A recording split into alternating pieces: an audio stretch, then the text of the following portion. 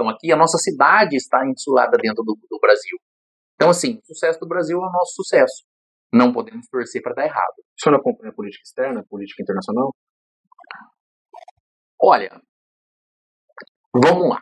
Queria lhe perguntar, obviamente, né, o que o senhor achou do êxito aí do Trump. Do Trump. Que, querendo ou não, ele fortalece as direitas, né, da América Latina também, né? Depende. Eu acho o Trump, eu vou ser muito sincero contigo, eu não vejo ele como de direita. Eu vejo o Trump como de centro. Mas o centro não é o centro político. Ele acha que ele é o centro. Mas até porque nos Estados Unidos nem tem isso, né? Lá é republicano ou democrata só, né? Exato. Mas assim, o que eu vejo é que ele entende que ele, enquanto Estados Unidos, é o centro do mundo. Mas o senhor gosta da visão nacionalista dele, por exemplo? Não, eu não concordo com muita coisa que ele fala, não. Eu não concordo. Assim, eu podia até ter alguma queda por algo que ele fazia, algum gosto por algo que ele fazia. Mas ele me fez desacreditar totalmente quando ele falou que não precisa da América Latina, que somos nós que precisamos dele. Pera lá. Tanto arrogante. Pera lá. Todo ser humano precisa do outro. Todo país precisa do outro. Talvez mais ou menos. Eu falei, política externa, né? É isso. É isso. Então, assim, o presidente ele não pode achar que o país dele é o único país do mundo. Porque por mais potência que nós sejamos, potência nuclear, potência militar, que ele pode destruir qualquer outro país assim, não é só isso. Tem a área do turismo. Poxa, quem não tinha um sonho de ir para Disney? Então, assim, é com o dinheiro do turista que ele movimenta o turismo. Olha quantos brasileiros tem morando, passeando, trabalhando em Orlando. Quantos brasileiros têm casa lá? Tem muita gente aqui da nossa cidade que vai para lá sempre, tem casa lá. Então, assim, poxa, eu acho que não é assim. Isso me desiludiu muito. E talvez fez eu ficar um pouco cético quanto àquela parte que eu achava boa dele.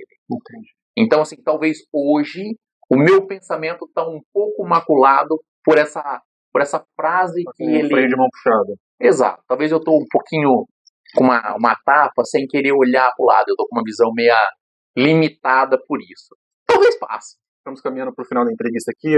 Nas minhas entrevistas tradicionais, que eu faço com outros segmentos, mas a política ela tem um outro contexto. Obviamente tem que se imprimir um pouco mais de seriedade. É natural isso. Então eu vou falar alguns nomes relacionados à política ou algum elemento político. E o senhor faz um bate-bola jogo rápido comigo, pode ser? Vamos lá. Vamos lá, então.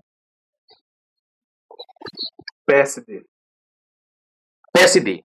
O partido que mais cresceu nessas eleições e que tem muito, muito a contribuir. Esquerda brasileira. Esquerda brasileira. Meu Deus, para que tanto radicalismo? Direita brasileira.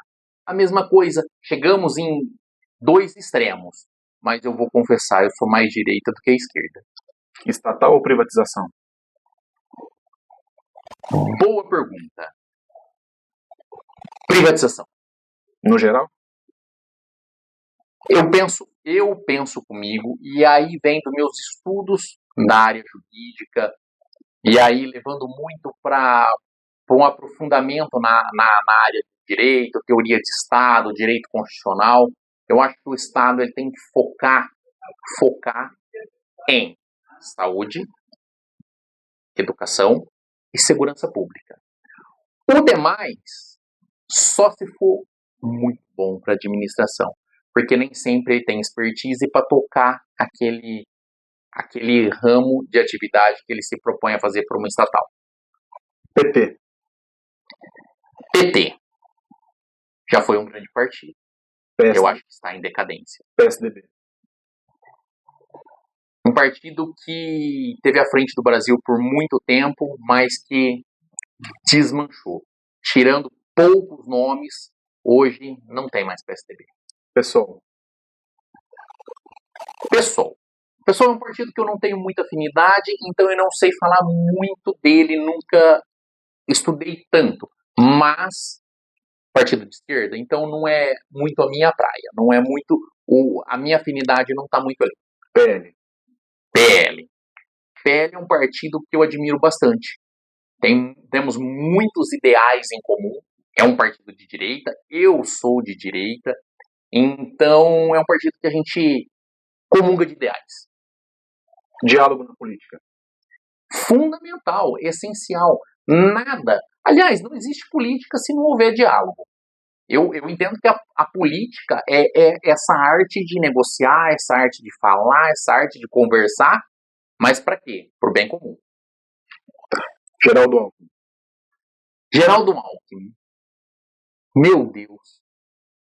Geraldo Alckmin, o presidente, o governador do PSDB que falou mal do PT a vida toda, hoje está lá. Então, talvez um pouco de falta de personalidade para satisfação própria. Fernando Haddad. Fernando Haddad, um cara muito inteligente, família votuporanguense, ele tem origem aqui. Sim, poucos sabem. E essa cidade nossa exporta sucesso, porque se a gente olhar num contexto do contexto político, nós temos muito representante de nome. Fernando Haddad é um cara muito inteligente, que assim, a inteligência dele é invejável. Só essa definição que o senhor tem para dizer, da gestão dele, por exemplo, enquanto ministro da Economia. Vamos lá. Se quiser falar, se não quiser falar, não tem problema. Eu não posso dizer que eu concordo ou discordo, mas independente da ideologia política, ele como pessoa... Entendi. É um cara que eu acho que tem muito a ser aproveitado. Tecnicamente falando, tem muito a contribuir. Se vão deixar, eu já não sei. Jorge Seba. Jorge Seba, um dos grandes prefeitos que passaram por Votuporanga. Na história nós tivemos excelentes prefeitos que se despontaram, como Carlão Pinhatari, Juninho Marão, e eu não posso deixar de citar o Jorge Seba dentre esses que se destacaram. Eu acho que vivendo um momento muito difícil da economia, porque pegou a época de pandemia, do período agora pós-pandemia, talvez de uma ascensão, mas ainda um período muito difícil, um grande prefeito. Ciro Gomes. Ciro Gomes, eu acho um cara, como eu vou te dizer, eu acho ele bem eloquente, sabe? É um cara que eu gosto dele. Gostaria de vê-lo na presidência? Pessoalmente falando? Não sei se seria meu candidato não, mas eu gosto dele, sabe? Eu tenho uma certa afinidade, eu gosto de ver ele falar, eu gosto de assistir as entrevistas dele, mas eu não sei se para presidente seria o meu gosto. Qual a sua opinião sobre a imprensa brasileira? Estou na frente de um, né? Mas vamos lá. Eu gosto de saber as opiniões. Nós temos hoje duas imprensas. Uma séria e uma que faz imprensa para ela mesma.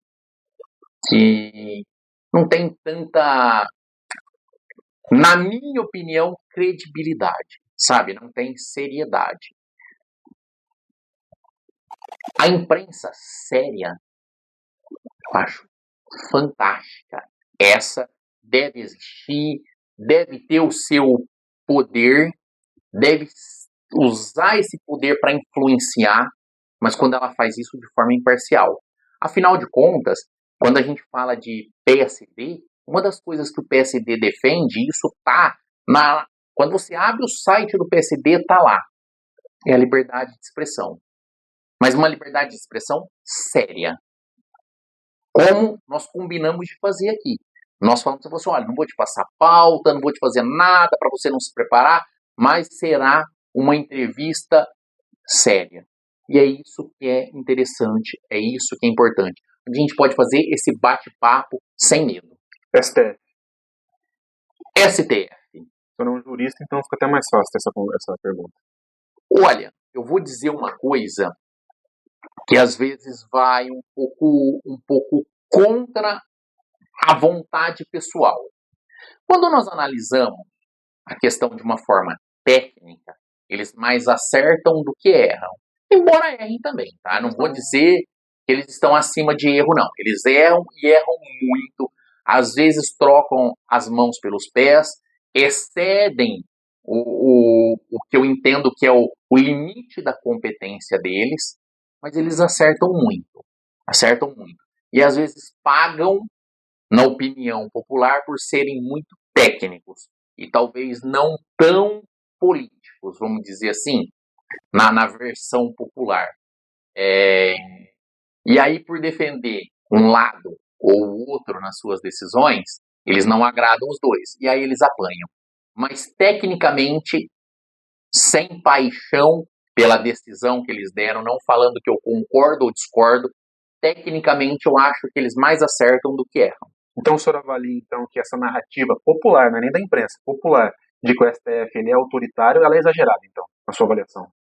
Eu não digo exagerada. Por quê? Porque é aquilo que eu te disse, às vezes eles excedem Entendi. o seu limite de competência. Certo. Eles entram em esferas que não lhe caberiam decidir, Entendi. atropelando outros poderes. Certo. E na nossa Constituição há isonomia dos poderes. Cada um é independente.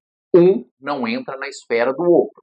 Por exemplo, um ato discricionário do prefeito, aquele que ele faz porque na fala popular, eu acho que tem que ser assim e ele faz assim. Existem atos que a Constituição permite que sejam feitos assim. Não cabe ao judiciário analisar o mérito se está certo ou errado. E às vezes eles fazem. Entendeu? Então, assim, acontece. Acontece sim. Jair Bolsonaro. Jair Bolsonaro. Eu acho que foi um grande presidente, tá? Com bons ideais, com boas ideias. Errou? Eu acho que errou em alguns pontos e foi por isso que talvez não tenha sido reeleito. Mas, num contexto geral, uma avaliação positiva. Luiz Inácio Lula da Silva. Um bom político, estadista, não um bom presidente. Pelo menos não agora. Por que eu te digo isso? Eu vejo que... Não estou dizendo que eu concordo de maneira nenhuma com os ideais da esquerda. Mas nos seus primeiros mandatos, parece que ele tinha uma vontade de fazer política externa, de talvez trazer algumas coisas para o Brasil. Nesse segundo mandato, agora, nessa segunda volta ao poder, aqui nessa volta ao poder, eu não vejo mais isso, eu não vejo mais aquele grande estadista que o povo sempre falou, que o pessoal da esquerda sempre falou. Eu não vejo mais o Lula com aquela vontade de administrar, com aquele, se me permite a palavra, com aquele tesão pela máquina pública. Não vejo mais. Decepção. Muito obrigado pela entrevista, muito obrigado por ter cedido o seu tempo, sua disponibilidade, foi um prazer conhecê-lo. O bom jornalismo faz isso. O que podemos esperar do seu mandato como vereador? Dedicação, empenho, trabalho e muito trabalho com seriedade.